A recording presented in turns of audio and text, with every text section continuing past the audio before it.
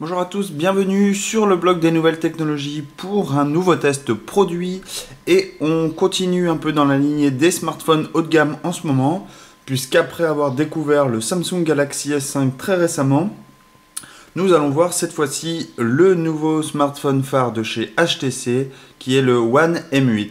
Donc le One M8, vous le savez tous, vient tout simplement en tant que successeur du HTC One qui a été lancé l'année dernière, donc en 2013. Celui-ci était fortement attendu par une grosse communauté, soit de la presse, soit également des consommateurs, notamment par la conception qui avait été complètement magnifique sur le HTC One. Et on s'attendait à ce que HTC poursuive dans cette lignée avec cette nouvelle version. Et comme on va le voir par la suite de ce test, c'est clairement le cas. Elle a même amélioré le smartphone, son design, son ergonomie, tout ça pour avoir aujourd'hui un smartphone très haut de gamme. Alors certes, il est commercialisé aux alentours de 700 €, donc 650-700 € nu, mais voilà, on est quand même sur un smartphone haut de gamme, c'est les prix qui sont pratiqués, et là encore, HTC a fait fort. Je pense que ce smartphone va complètement concurrencer notamment le Samsung Galaxy S5 ou le Xperia Z2 et le LG G3. Donc ça va être les grosses attentes de HTC de ce point de vue-là.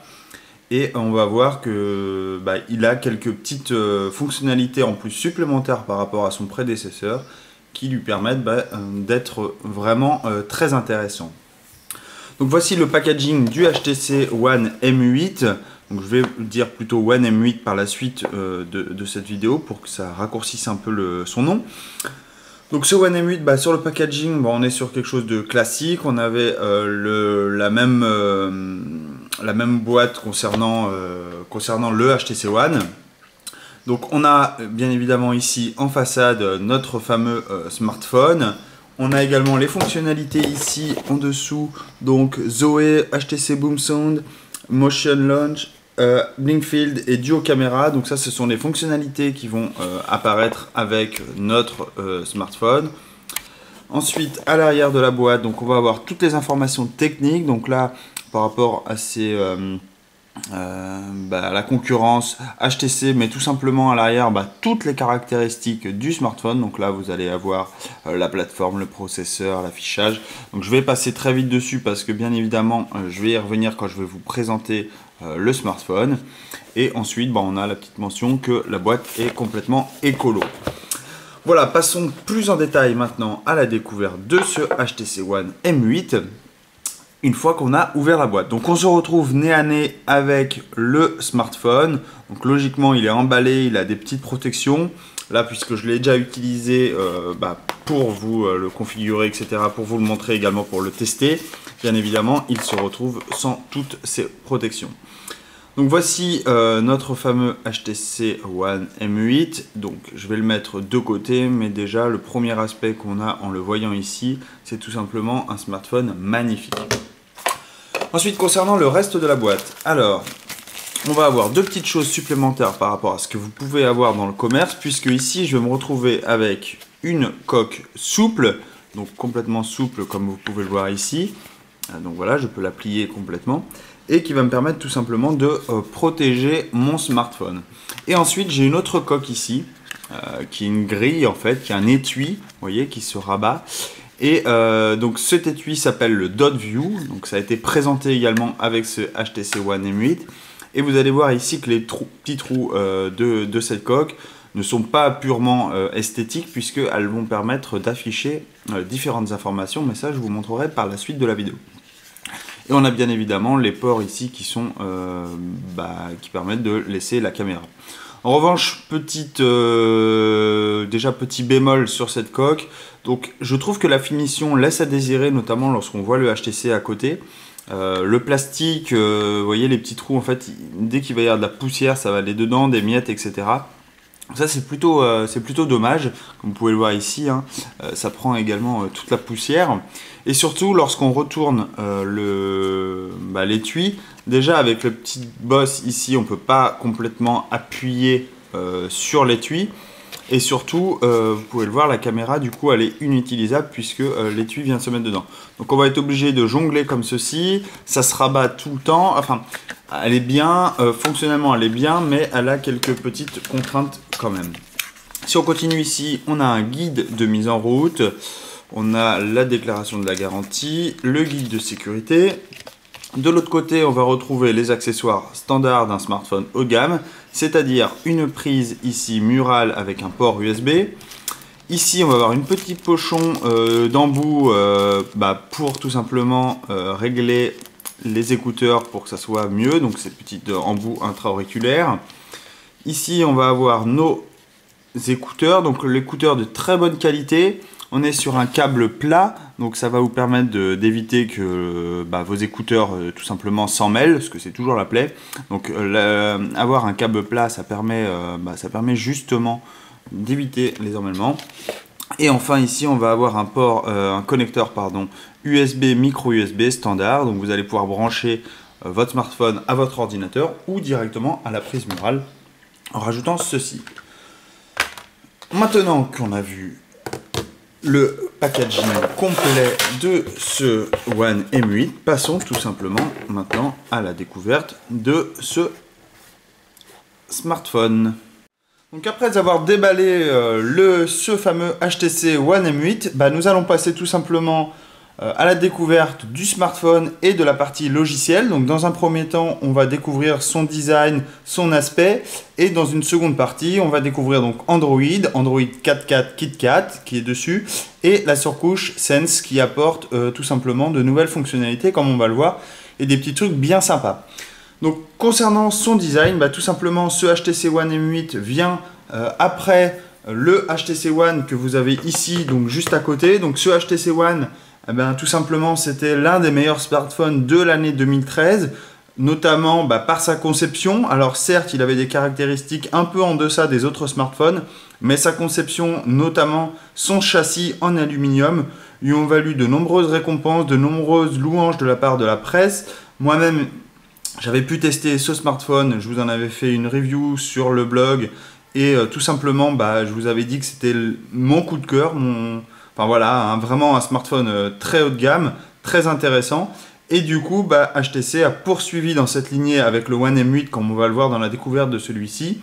Et notamment en gardant cette finition en aluminium, en apportant un petit plus, notamment avec cet aluminium brossé, comme on va le voir. Donc ici, sur la gauche, on a le HTC One classique. Et ici, le HTC One M8, donc sur la droite. Et donc là, on a bien sûr la version grise, on a également une version argent comme celui-ci, comme le HTC One, et on a également une version en or. Donc comme vous pouvez le voir ici, alors je ne sais pas si vous allez bien le voir à la vidéo, mais en fait la coque arrière de ce HTC One M8 est tout simplement en métal, finition brossée, donc ça lui donne vraiment un style, un look vraiment parfait. On retrouve également les mêmes contours ici en aluminium biseauté qui lui donnent un effet de brillant. On retrouve la même chose sur le HTC One M8 et du coup le look est tout simplement magnifique et je pense que HTC a encore visé juste avec cette conception complètement d'un châssis métallique. Le gros inconvénient de ce châssis métallique, tout simplement, c'est qu'on a un smartphone monobloc, c'est-à-dire qu'on ne va pas pouvoir retirer la coque arrière, vous n'allez pas pouvoir remplacer notamment la batterie ou encore insérer carte SIM, etc. À l'arrière du smartphone. Et donc, tout simplement, les ports se retrouvent embarqués sur les côtés, comme on va le voir par la suite. Le smartphone en lui-même, donc on est sur une hauteur de 146,36 mm, on est sur une largeur de 70,6 mm et on est sur une épaisseur un peu plus élevée que le précédent, tout simplement parce que le dos est plus bombé et du coup on est sur une épaisseur de 9,35 mm. Donc ça reste relativement convenable, relativement parfait, mais celui-ci est quand même un tout petit peu plus bombé que son précédent et du coup on est un tout petit peu plus épais au niveau du smartphone. Donc sa courbure sur l'arrière du smartphone, ça permet en revanche, ça permet une meilleure prise en main de celui-ci et du coup malgré que vous avez des petites mains et malgré que c'est un écran de 5 pouces, eh bien vous allez pouvoir le tenir parfaitement en main Et HTC a fortement travaillé sur cette courbure et on peut dire que c'est vraiment agréable au toucher. Donc si on fait un peu le tour du propriétaire, donc là on est sur la face du dessous, donc sur la tranche du dessous, donc on va avoir notre port micro USB, donc traditionnel port qui vous permet de recharger ou de connecter le smartphone à votre ordinateur. À savoir que le port en fait il est à l'envers, donc voilà, il faut le savoir. J'avais l'habitude de mettre l'USB de l'autre côté et là ils l'ont retourné, je ne sais pas pourquoi. Et c'était également le cas avec la première version du HTC One. À côté, on va avoir le port micro casque, donc c'est un port jack 3.5. Donc un peu bizarre également, celui-ci n'est pas centré. Je pense qu'il y a des problèmes techniques ou dus à l'effet de biseautage et du coup on a l'impression qu'il déborde sur la coque arrière et non pas centré. Donc c'est un petit peu choquant, mais voilà, il n'y a rien de dramatique non plus. Sur le côté droit du smartphone, on va avoir ici le bouton de volume, donc qui va tout simplement permettre d'ajuster le volume du smartphone. Et ici, une première trappe qui va nous permettre d'insérer la carte micro SIM dans le smartphone. Micro SD, pardon, ici, sur le côté droit. Sur le dessus, on va retrouver donc un bouton en plastique noir, donc qui va nous permettre d'allumer le smartphone. Et de l'autre côté, on va avoir ici donc un autre port qui va tout simplement nous permettre d'insérer la carte micro SIM. Donc il faut bien évidemment pouvoir retirer le port. Donc il y a un petit verrou qui est fourni, un petit écrou qui est fourni qui va nous permettre tout simplement d'ouvrir ce port et de retirer très simplement le cache. Enfin, très simplement, si je veux bien y arriver. Voilà, je n'avais pas enfoncé. Et donc du coup, on va pouvoir retirer ici la trappe. Et voilà, je perds également la carte micro SIM en même temps. Hop, je remets. Donc vous allez pouvoir insérer ici la carte SIM directement dans ce port. Et je viens le replacer. Ensuite, on n'a rien d'autre sur cette tranche-là et on a fait le tour des tranches de ce smartphone. À l'arrière, donc là, chose assez remarquable, donc je l'ai dit tout à l'heure, on est sur une finition métal. On a ici une petite bande noire qui nous permet de délimiter le smartphone et on a la même chose en haut. On va retrouver ici incrusté le logo HTC, donc c'est vraiment un super effet. Et enfin ici on va avoir le système duo caméra, donc c'est tout simplement deux capteurs photo donc qui vont nous permettre notamment de jouer sur la profondeur des champs et vous allez voir le résultat est plutôt parfait. Je vais vous faire une petite démo en live tout à l'heure. Le résultat est vraiment parfait. Et ici on a tout simplement le double flash LED qui va nous permettre d'améliorer les conditions d'éclairage en cas de faible luminosité. Enfin, si on passe sur le devant, on va retrouver notre traditionnelle grille pour les haut-parleurs donc en façade. Donc on a un haut-parleur en haut, un haut-parleur en haut. Donc ça nous permet d'avoir un son vraiment de qualité en stéréo. Ici en revanche, on a une petite bande noire où il y a le logo HTC. Donc vous ne trouverez aucun bouton sur cette bande noire. Et enfin, en haut, donc je l'ai dit ici, la grille de haut-parleur et la caméra frontale qui va nous permettre de prendre quelques clichés avec le smartphone. Donc voilà pour le tour du propriétaire. Maintenant, on va parler un peu caractéristiques internes quand même et notamment la puissance du smartphone. Donc on est sur un écran de 5 pouces qui offre une résolution de 1920 par 1080p. Donc c'est une résolution Full HD, donc c'est vraiment très chouette comme vous allez le voir. Le smartphone en lui-même, pour son poids, eh bien, on est relativement supérieur aux autres smartphones haut de gamme actuellement sur le marché puisque le métal alourdit un peu la bête et donc du coup on est sur un poids de 160 grammes. Concernant le processeur, on est sur le dernier Snapdragon 801 qui est cadencé à 1,3 GHz. Donc là on a vraiment une bête de smartphone dans les mains, donc c'est un quadricœur. Il est couplé à une puce Adreno 320, donc ça s'occupe de la partie graphique. On a également 2 Go de mémoire vive et on a une capacité de stockage de 16 Go qui est extensible, comme je vous l'ai dit ici sur le côté droit, par une carte micro SD. Concernant la batterie, puisque celle-ci ne s'enlève pas, on va être obligé soit d'avoir une batterie externe si vous n'avez pas assez de recharge. Sinon, eh bien, vous allez faire avec une batterie de 2600 mAh. Et selon mes premiers tests, le résultat est plutôt concluant puisque j'arrive quand même à tenir au moins 8 heures avec une charge de batterie. Et ça, c'est vraiment important, notamment lorsque vous êtes constamment sur votre smartphone. Concernant la connectivité, on a bien sûr du 4G LTE, donc tout dernier réseau, réseau téléphonique, réseau mobile, pardon. On va également avoir une puce NFC, on n'a pas de dual SIM, donc oubliez, si vous souhaitez l'utiliser en tant que smartphone professionnel et personnel avec deux numéros, vous ne pourrez pas. On est sur une nano SIM, je l'ai dit tout à l'heure, et côté logiciel, on est sur du Android KitKat, donc la toute dernière version d'Android, et on a une surcouche HTC Sense, qui vient en surplus, mais qui est vraiment très intéressante et qui apporte beaucoup de fonctionnalités. Donc voilà pour la partie découverte de ce HTC One M8 au niveau conception et design. Maintenant, on va rentrer plus dans la partie logicielle et après, je vous présenterai les petites caractéristiques de l'appareil photo. Voilà, allez, à tout de suite. Donc, passons à la toute dernière partie de cette découverte du HTC One M8 par la partie logicielle. Donc comme je l'ai dit tout à l'heure, on va retrouver Android 4.4 KitKat, donc qui est la toute dernière version de l'OS mobile de chez Google. Et on va également retrouver la partie surcouche de HTC, donc c'est la partie Sense 6, donc qui est la toute dernière version de la surcouche de HTC. Donc l'écosystème Sense, ça apporte tout simplement de nouvelles fonctionnalités, comme on va le voir, et ça va également tirer profit du matériel, et donc ici on va tirer profit bien évidemment du système, le duo caméra à l'arrière, qui va nous permettre notamment de gérer la profondeur de champ, comme on va le voir dans une petite test par la suite. Bien évidemment, cette surcouche arrive avec Blinkfield. Alors Blinkfield, si vous n'en avez jamais entendu parler, c'est tout simplement le flux d'actualité de HTC, donc qui va agréger différents flux d'actualité, que ce soit des news, mais également par les réseaux sociaux.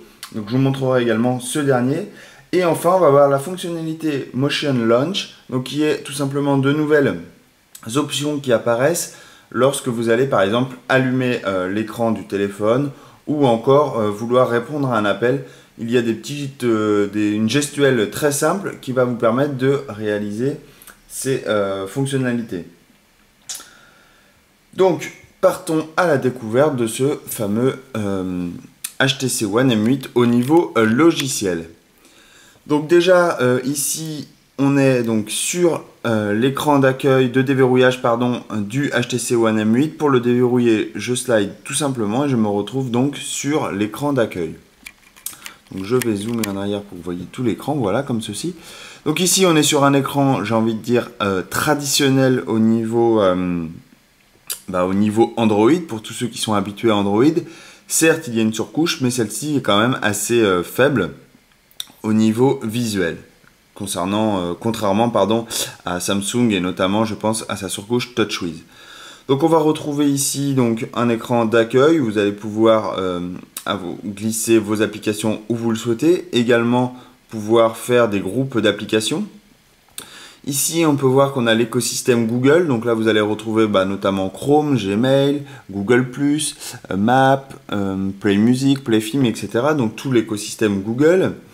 Vous allez également avoir des groupes qui sont automatiquement réalisés justement avec cette surcouche HTC. Donc notamment ici, le groupe média. Donc il va regrouper notamment l'appareil photo, musique, YouTube, Play Film, etc. Donc tout ça, c'est un groupe qui a été réalisé. Vous allez bien sûr pouvoir ajouter des applications à ce groupe très simplement par un simple glisser-déposer. Vous allez également pouvoir accéder ici en cliquant sur la petite, sur les 6 petits carrés ici, 9 plutôt, je vais y arriver. Vous allez accéder donc à la liste des applications. Donc contrairement à Android où on slide de gauche à droite, ici c'est de bas en haut. Vous allez pouvoir trier vos applications par différents modes, personnalisés, alphabétiques ou les plus récentes. Donc ici par exemple on peut voir qu'il y a différents types d'applications, notamment une application TV, donc qui va vous permettre tout simplement de commander votre téléviseur à l'aide de votre smartphone. On va également retrouver Zoé, mais je vous montrerai tout à l'heure en allant sur l'application photo. Bien évidemment ma galerie photo, donc la galerie photo qui va nous permettre tout simplement d'avoir un visuel sur toutes les photos qui ont été prises avec le smartphone. Je vais en profiter justement pour vous présenter la qualité vidéo donc, de ce HTC. Donc là, on est sur une vidéo en 720p. Alors, attendez, hop, j'ai pas pris celle avec le son.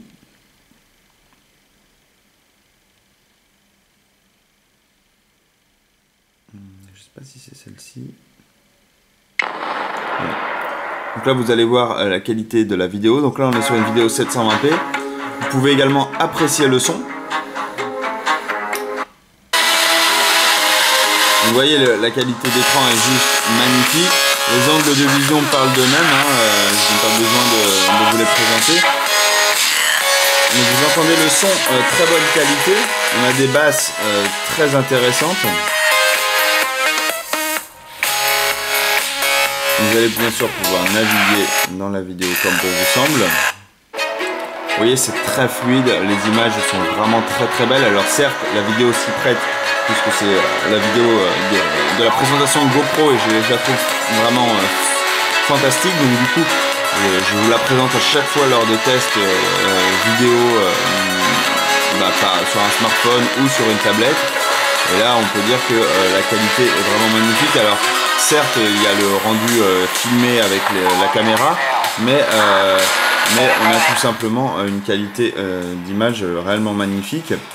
Et si je mets la même vidéo mais en 1080p, là on est encore sur une définition 10 fois, largement supérieure. Et on se rend compte que le téléphone, bien évidemment, ça pose aucun problème de se balader. Il est totalement réactif. Et par contre, la qualité est juste sublime de cette vidéo-là. Donc voilà, j'en ai profité pour vous présenter la qualité justement de l'écran. Donc pour rappel, l'écran, on est quand même sur un écran de très bonne qualité. On est sur un écran de 5 pouces avec une définition Full HD. On va également retrouver donc différents groupes, je vous l'ai dit, médias Google tout à l'heure. On va également avoir un mode voiture. Donc ici, ce mode voiture va tout simplement afficher des gros icônes. Vous voyez, vous avez comme si vous étiez sur l'écran d'accueil de votre smartphone, mais vous êtes cette fois-ci avec des gros icônes et tout simplement avec des applications pré-sélectionnées qui vont vous permettre d'appeler, de lancer votre musique, de être en mode navigation, gérer vos contacts ou bien sûr accéder aux paramètres.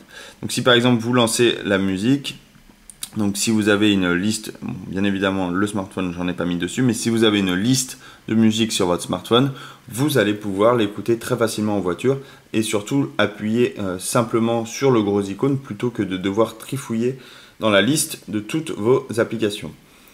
Donc, je vais quitter ce mode voiture. Vous allez également retrouver un mode enfant. Donc le mode enfant, comme son nom l'indique, ça permet de laisser votre smartphone à votre enfant. Et celui-ci va pouvoir s'amuser aux applications que vous lui avez installées, que vous lui avez dédiées, on va dire. Et vous avez également le pendant qui s'appelle, dans les outils, le menu des parents, où là, vous allez pouvoir bien évidemment régler les applications et ce que l'enfant a le droit d'accéder.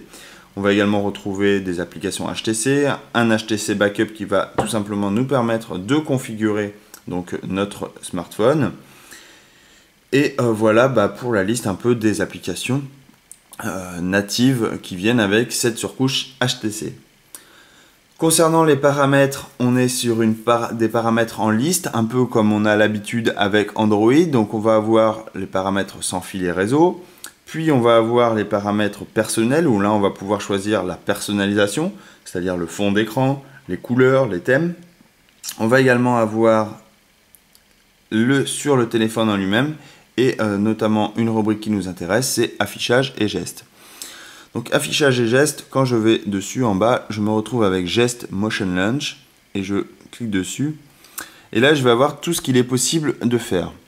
Donc je vais pouvoir glisser mon doigt vers le bas, c'est active l'appel vocal. Donc si je fais ça... Attendez. Voilà, j'ai voulu faire le malin. Ils disent pas comment on fait.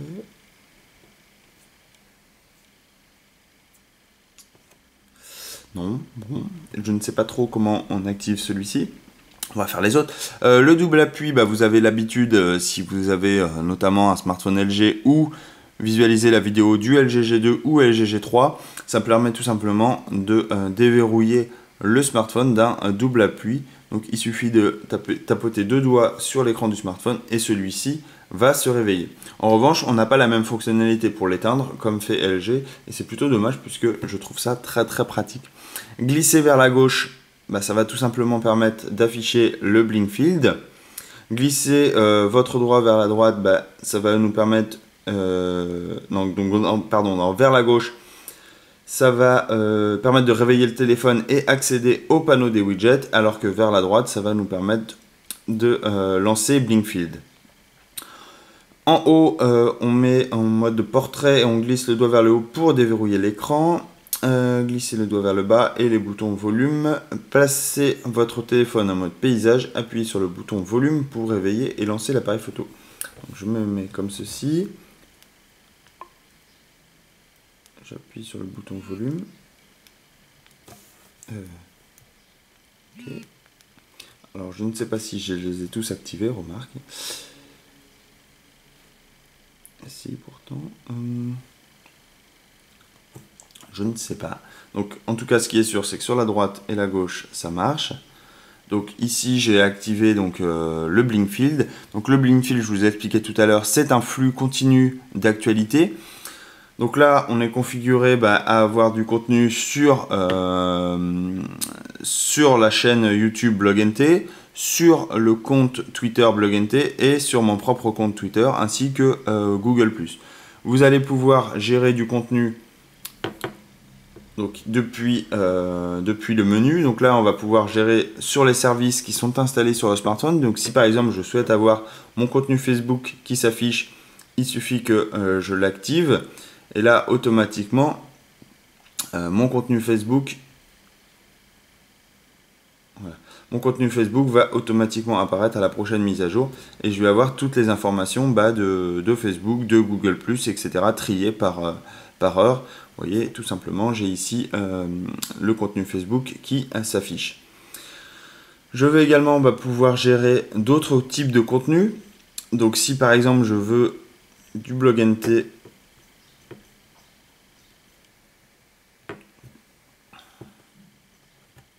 donc je vais pouvoir chercher tout le contenu associé au BlogNT, donc par exemple provenant de Twitter, de YouTube, mais également d'autres types de résultats.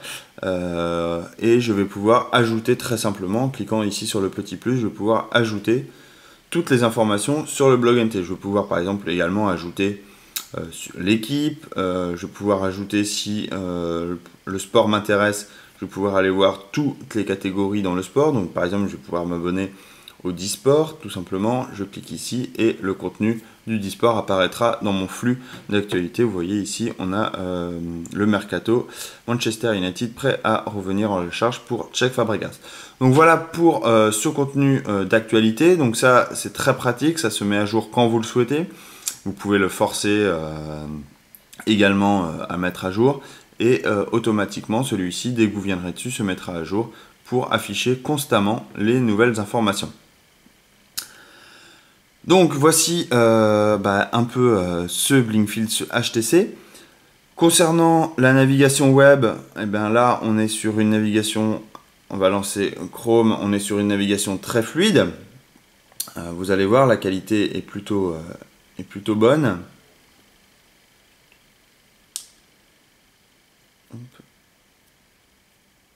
Donc on va bien sûr aller sur le BlogNT. Donc là je suis sur la version mobile du site. Et si je passe sur la version bureau, ça devrait fonctionner. La qualité est plutôt... alors certes, on est sur quelque chose de plus petit, mais on est quand même sur quelque chose encore de lisible. Il suffit de zoomer un tout petit peu. Et on est sur quelque chose de lisible et très pratique. Et ça, c'est grâce à cet écran de 5 pouces et surtout la réactivité du smartphone qui me permet de zoomer, dézoomer très facilement, vous voyez, sans que ça lag ou quoi que ce soit. Ensuite, on va passer à la photo, donc ce que je vous ai dit tout à l'heure. Donc l'appareil photo, la particularité de cet appareil photo, c'est qu'il est tout simplement duo caméra. Donc vous allez avoir deux photos qui vont être prises. Donc l'idée, c'est de jouer, donc, comme je vous l'ai dit tout à l'heure, sur la profondeur de champ et qui va nous permettre tout simplement de pouvoir gérer ce qu'on souhaite afficher au premier et au second plan.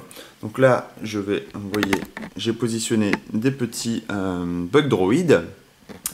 Je vais maintenant tout simplement prendre une photo.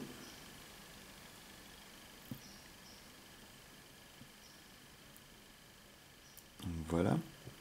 Et maintenant, je vais pouvoir... Ah oui, alors attendez. J'ai mis le mode incrustation. C'est pas ce que je voulais faire.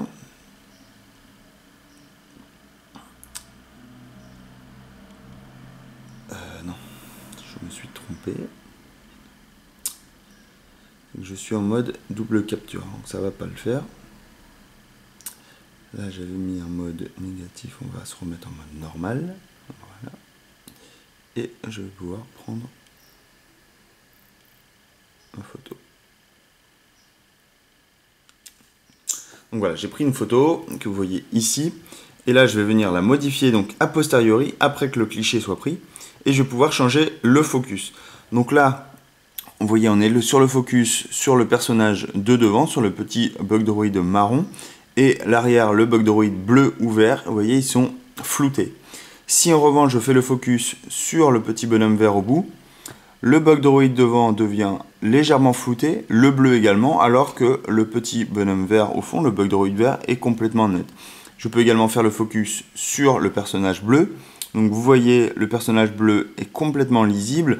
En revanche, ici et ici, donc les deux bug droids vert et marron, eux, sont complètement floutés. Je peux également faire le focus sur le téléphone, donc ici sur le coin du HTC, et je vais également retrouver le flou à l'arrière. Je vais vous montrer également d'autres clichés où j'ai réalisé où on peut justement visualiser ce système de profondeur de champ que ça soit encore plus visible.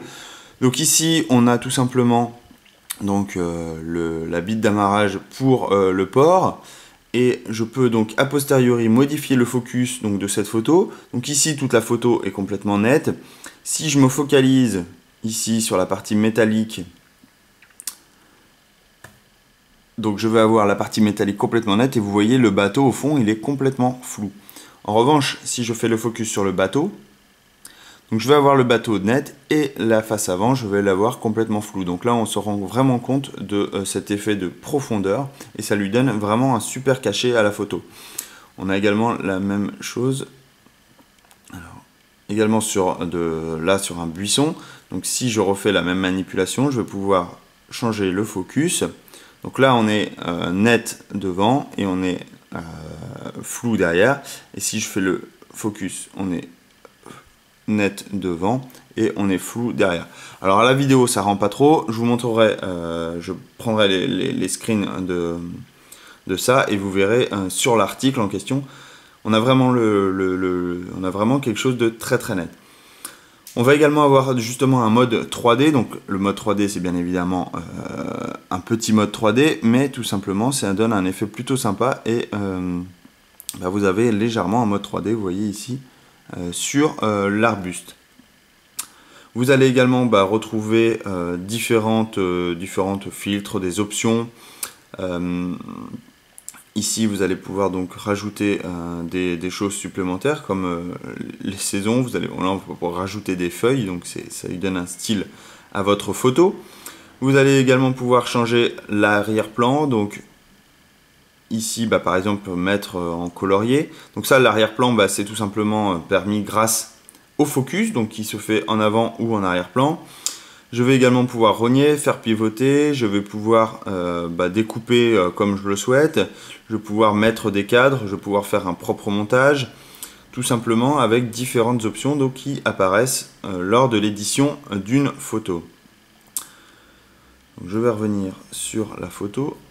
Donc la photo en elle-même, je peux également avoir différentes options comme régler l'ISO, se mettre en mode AWB, choisir également différents modes. Donc je peux mettre un mode de distorsion, je peux également mettre un mode vignette, je peux me mettre en profondeur de champ. Donc là c'est ce que je vous disais tout à l'heure, où on va automatiquement faire la profondeur de champ. Donc ça c'est depuis, là c'est vraiment, on pilote ce qu'on veut vraiment automatiquement avant que la photo soit prise, où on veut faire la profondeur de champ.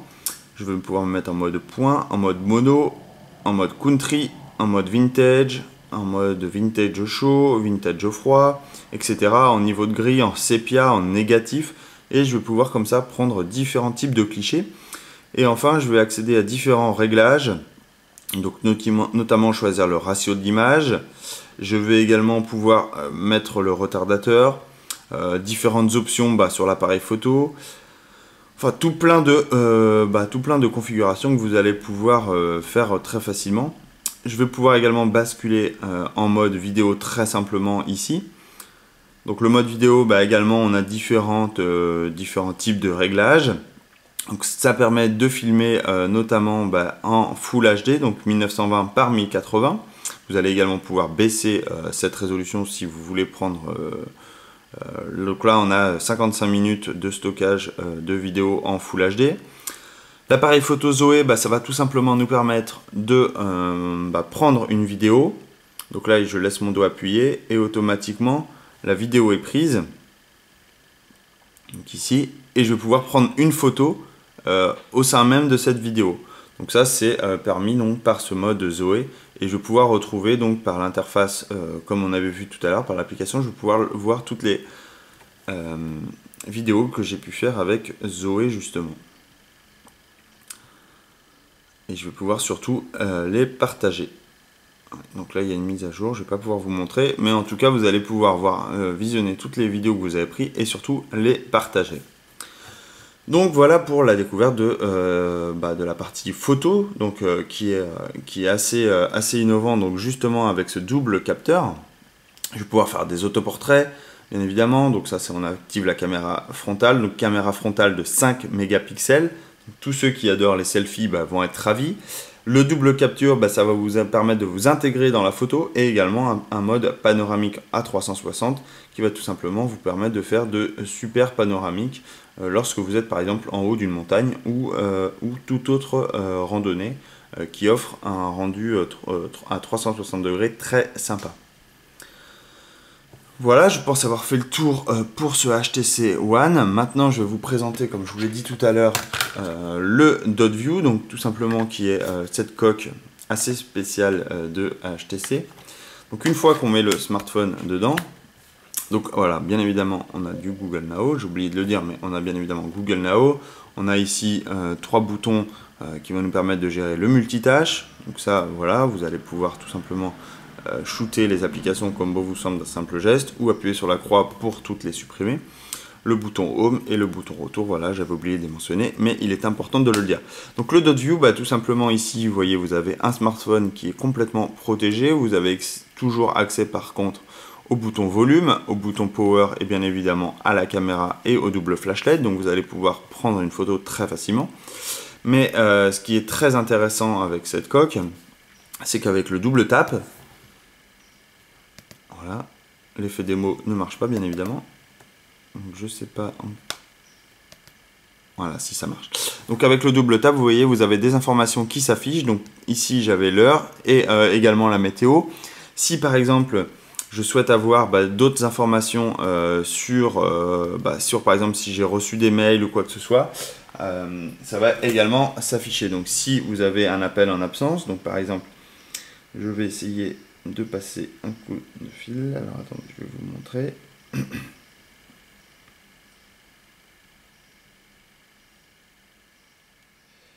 Donc voilà, je sais plus le numéro. Voilà. Donc vous allez voir, je vais tout de suite appeler le smartphone et automatiquement vous allez avoir l'information. Voilà. Donc on a l'information Johan Poiron qui appelle et je peux automatiquement raccrocher ou décrocher. Donc là, j'ai décroché l'appel et du coup, vous voyez, sans ouvrir la coque, je sais qui m'appelle et combien de temps j'y suis. Je peux raccrocher très simplement en faisant ce geste-là. Si j'ai des appels en absence également, je vais pouvoir les visualiser. Donc vous allez voir automatiquement, je vais pouvoir très facilement les visualiser.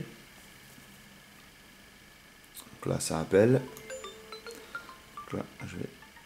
Voilà. Et donc là, j'ai manqué l'appel et automatiquement, dès que le smartphone, je vais le réveiller tout simplement avec le double tap, je vais avoir les informations comme quoi j'ai manqué un appel.